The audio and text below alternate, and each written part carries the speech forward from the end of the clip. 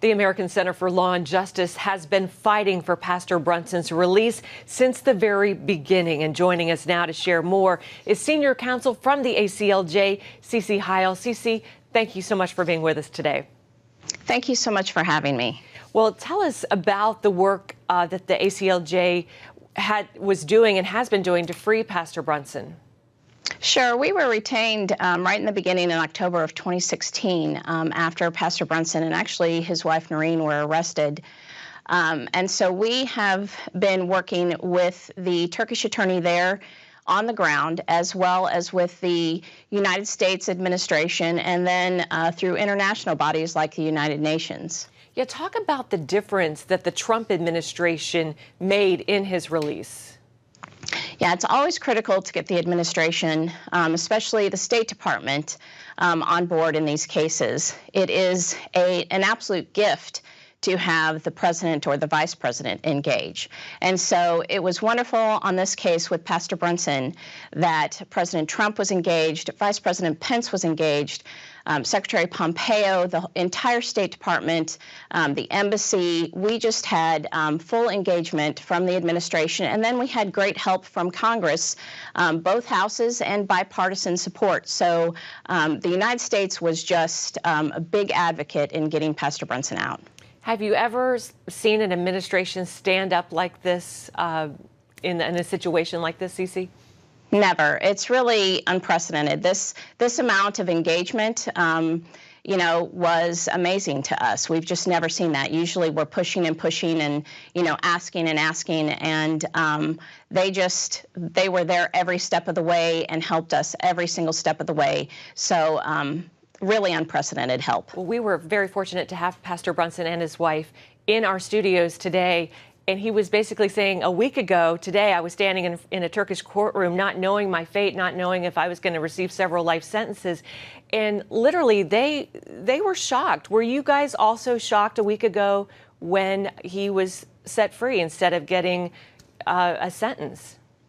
Yeah, I've lived this case, and so every trial date, which there were 4, I would, of course, stay up all night because, it was Turkish time, and just get updates and follow it. And every single trial, we had hope that, he might be released.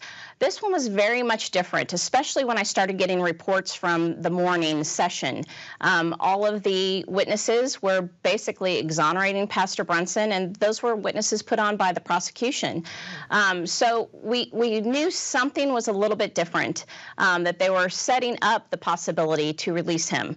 But, you never know. We just didn't know. And so it was very exciting, when the judge made the ruling and we found out that there was a conviction, but released on time served. So, very great news and a great report. How much do you think prayer played a part in his release? I think it was the major part. Absolutely. I mean, we do our work as attorneys, and we do it well, but it's God who moves the heart of kings, and, prayer is what also moves God's heart. So I believe it was the faithful prayers of people all over the world that were praying for this release, praying for Turkey, and even praying for, us at the ACLJ and the work that we did. And I believe that was crucial and critical. And of course, there are many others who are still behind bars. What does this victory for Pastor Brunson say to persecuted Christians around the world?